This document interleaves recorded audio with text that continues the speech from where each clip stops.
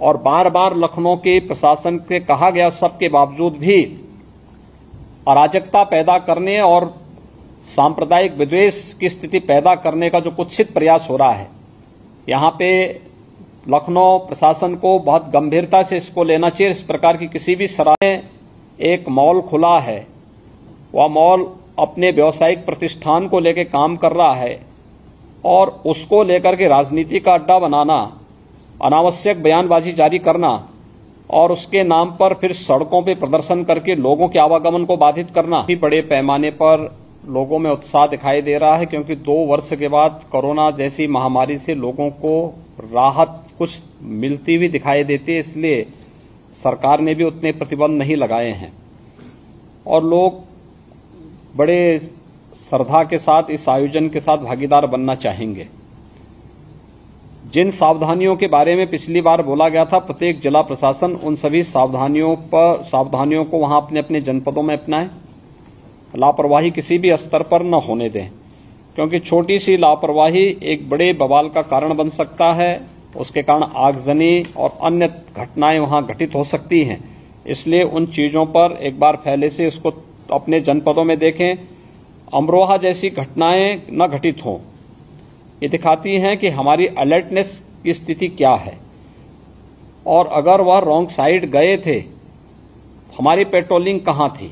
हम लोगों को वहां पे कोई ना कोई तो रहता, वहां पे कहीं भी कोई नहीं था वहां पे, तो इसके बारे में भी आप देखें। दूसरा, कन्नौज जैसी घटनाएं। कन्नौज में एक घटना घटित हुई थी, मुख्यालय से जिलाधिकारी और पुलिस अधीक्षक को वहां पे कैंप करने का निर्देश दिया गया था।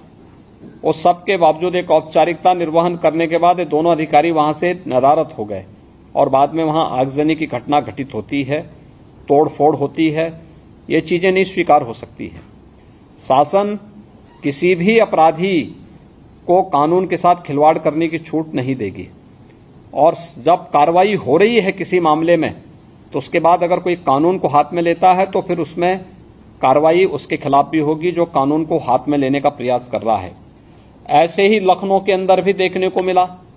लखनऊ में एक मॉल खुला है, वह मॉल अपने व्यावसायिक प्रतिष्ठान को लेकर काम कर रहा है और उसको लेकर के राजनीति का अड्डा बनाना, अनावश्यक बयानबाजी जारी करना और उसके नाम पर फिर सड़कों पे प्रदर्शन करके लोगों के आवागमन को बाधित करना और बार बार लखनऊ के प्रशासन के कहा गया सबके बावजूद भी अराजकता पैदा करने और सांप्रदायिक विद्वेष की स्थिति पैदा करने का जो कुत्सित प्रयास हो रहा है, यहाँ पे लखनऊ प्रशासन को बहुत गंभीरता से इसको लेना चाहिए। इस प्रकार की किसी भी शरारत को स्वीकार नहीं करना चाहिए।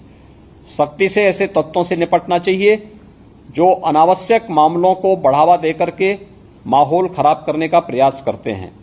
बहुत सारे माध्यम हैं, अगर किसी को सूचना लेनी है वे सूचनाएं उन लोगों से जाके ले सकते हैं, लेकिन कोई हस्तक्षेप करके आवागमन को बाधित करेगा। मैंने पहले कहा कि सड़कों पर या पूजा के लिए या किसी भी अन्य कार्यक्रम के लिए कोई जगह नहीं होनी चाहिए और इसको किसी भी प्रकार की अनुमति नहीं दी जानी चाहिए। जो शासन ने पहले से व्यवस्था बनाई है उसको हम सख्ती से लागू करें, इन चीजों को तय करें। दूसरा, कावड़ इस सावन के महीने में अलग अलग जगह अलग अलग प्रकार के कार्यक्रम होंगे। कहीं जलाभिषेक के कार्यक्रम होंगे, कहीं पे यात्राएं निकलेंगी, कहीं सावन मेले के कार्यक्रम होंगे, कहीं पर अन्य बड़े कार्यक्रम होंगे।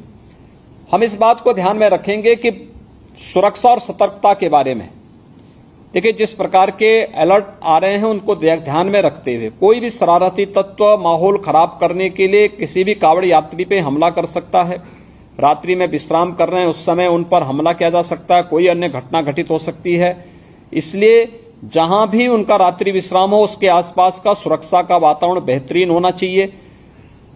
जहां जिस रूट पर भारी मात्रा में कावड़ यात्री चलें वहां पर ट्रैफिक डाइवर्जन की व्यवस्था हो और ट्रैफिक डाइवर्जन इस रूप में हो कि किसी को भी उसका उल्लंघन करने की परमिशन न हो। इसको भी हम ध्यान में रख करके देखें। शिवालय होंगे, मंदिर होंगे, उन सभी के आसपास हम देखें कि कोई जर्जर भवन है, बरसात के समय में वह गिर न जाए और उसके कारण जनहानि न होने पाए। इसके बारे में भी हम लोगों को वहां पर ध्यान में रखना होगा। बड़े देवालयों में, शिवालयों में भीड़ नियंत्रण के लिए हम लोग पहले से ही मंदिर प्रबंधन के साथ बैठ करके अपनी कार्य योजना बना लें और हम उसमें किसी भी प्रकार की लापरवाही न होने दें। परिवहन निगम की बसें जो हैं, जो सड़क पर सही हालत में चलने लायक है, उन्हीं को सड़कों पर चलाएं, अन्यथा जनपद स्तर पर भी और यहां शासकीय स्तर पर भी इस बात को, मुख्यालय स्तर पर भी इस बात की समीक्षा हो जाए कि जो जर्जर हो चुकी हैं, चलने लायक नहीं है, सड़कों पे पलटती हैं, इस प्रकार के कोई भी वाहन सड़कों पे न चलाए जाएं और कहीं भी किसी प्रकार की कोई स्थिति न आने पाए। स्वच्छता और पेयजल की व्यवस्था हर एक जगह हो और सुरक्षा के लिए जो भी हम लोग अपने स्तर पर व्यवस्था कर सकते हैं वह हम लोग करें। कांवड़ यात्रा के बारे में और अन्य जो पर्व होने, अयोध्या का सावन मेला है, अन्य कार्यक्रमों की तैयारी हमारी बेहतरीन तरीके से होनी चाहिए, ये हम लोग अभी से देख लें। कहीं भी किसी भी प्रकार की अव्यवस्था, अराजकता फैलाने की छूट किसी को भी न दें। एक तो ये मामला है। दूसरा है, जो अभी प्रमुख सचिव संस्कृति ने आपके सामने एक प्रेजेंटेशन प्रस्तुत किया था, हर घर तिरंगा का। हर घर तिरंगा 11 से 17 अगस्त के बीच में एक बृहद अभियान चलेगा पूरे देश के अंदर। इसमें प्रभात फेरियां निकलेंगी। मैंने पिछली बार इसकी बैठक की थी और मैंने तब भी यहां पे हर विभाग ने अपनी अपनी कार्य योजना बनाकर के प्रस्तुत भी की होंगी। हर घर तिरंगा के इस कार्यक्रम को 13 से 15 के बीच में यह कार्यक्रम बनना है। उत्तर प्रदेश का जो लक्ष्य है वह 4.5 करोड़ का है, जो उत्तर प्रदेश ने लिया है और देश के अंदर सर्वाधिक लक्ष्य उत्तर प्रदेश ने तय किया है, जिसमें 2.5 करोड़ तिरंगा या जनपदों में एसएसजीज के द्वारा, एनजीओज के द्वारा, निजी टेलर्स के द्वारा, जिला प्रशासन के अधिकारियों के द्वारा बनवाए जा रहे हैं। याद रखना, जिन लोगों ने जो लक्ष्य दिया है उसको प्राप्त करने और उसे वितरण करने की व्यवस्था भी सुनिश्चित करेंगे।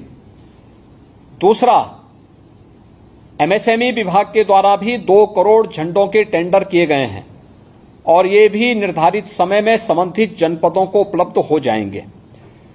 इसमें अलग अलग केंद्रों पे इन्हें बिक्री और वितरण की व्यवस्था होनी चाहिए।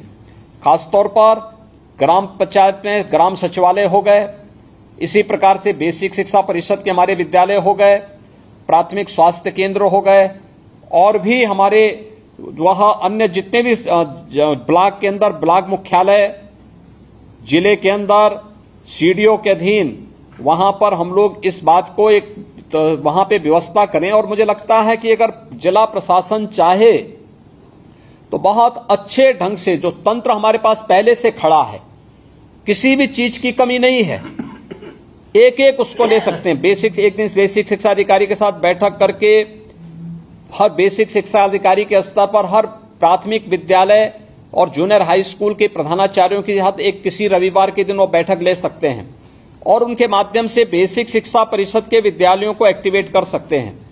ग्राम्य विकास और पंचायती राज के साथ एक साथ बैठक हो सकती है कि हर ग्राम पंचायत स्तर पर कौन नोडल विभाग, कौन नोडल अधिकारी होगा, कौन इन चीजों को व्यवस्थित रूप से हर घर तक पहुंचाने का कार्य करेगा। स्वास्थ्य विभाग है, आंगनबाड़ी है, आशा वर्कर हैं, इन सभी का हम बेहतरीन उपयोग करके हर एक स्तर पर एक बेहतरीन मैकेनिज्म तैयार कर सकते हैं, जिससे किसी भी स्तर पर हम लोग जब 13 से 15 के बीच में देश अपनी आजादी का अमृत महोत्सव मना रहा होगा, उस अवसर पर हर घर में भारत के आन मान और शान का प्रतीक प्रधानमंत्री जी के विजन के रूप भारत का तिरंगा फहराया हुआ दिखाई दिया जाना चाहिए। ये हम सुनिश्चित करें और इसको लेकर के अभी से हमारी कार्य योजना आगे बढ़ जानी चाहिए और इसको लेकर के हम लोग अभी से अपनी तैयारी पूरी कर लें। किसी भी जनपद स्तर पर इसके लिए कोई लापरवाही न हो।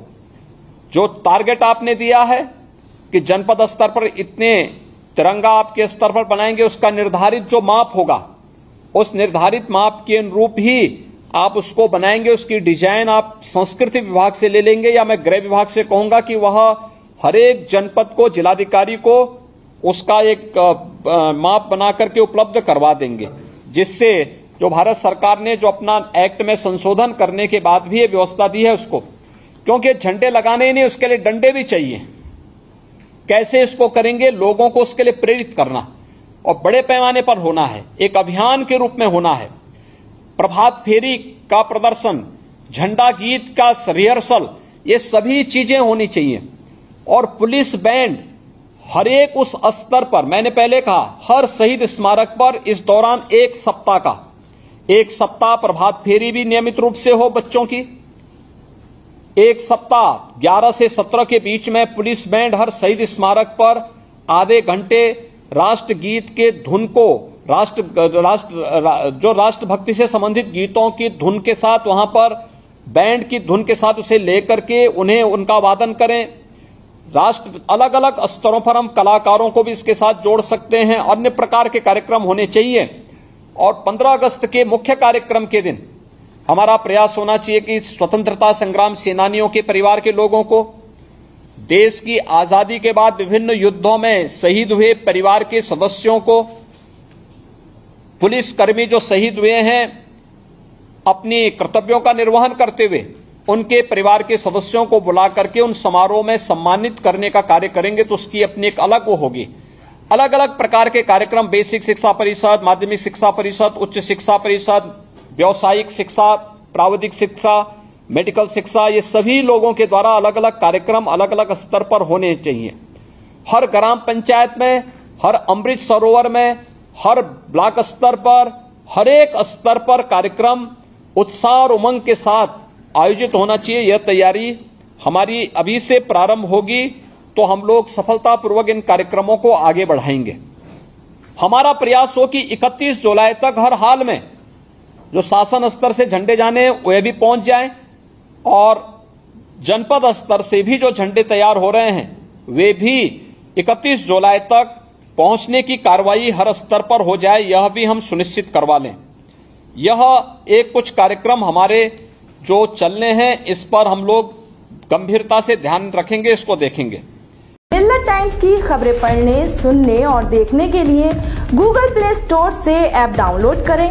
यहां आप उंगली की क्लिक में पढ़ सकते हैं 4 ज़बानों में न्यूज़, उर्दू, हिंदी, अंग्रेजी, बंगला। आप ऐप पर मिल्लत टाइम्स की वीडियोस भी देख सकते हैं।